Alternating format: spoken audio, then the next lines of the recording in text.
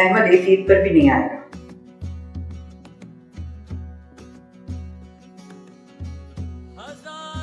तो क्या हुआ? ऐसी कौन सी बात? उसको कोई काम पड़ गया होगा।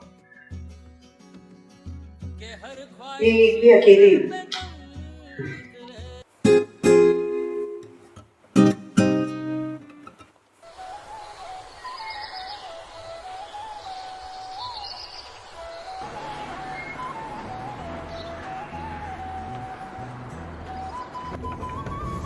दानिश, मैं समीना आपा के घर गई थी।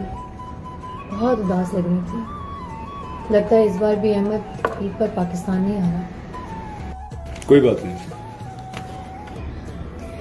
इस बार ईद हम उनके साथ मनाएंगे। वैसे भी हम उनके बच्चों की तरह ही तो हैं। तुम एक काम करो, इफ्तारी का इंतजाम करो। आज इफ्तारी हम उन्हीं के साथ करेंगे। उन्हें अच्छा लगेगा।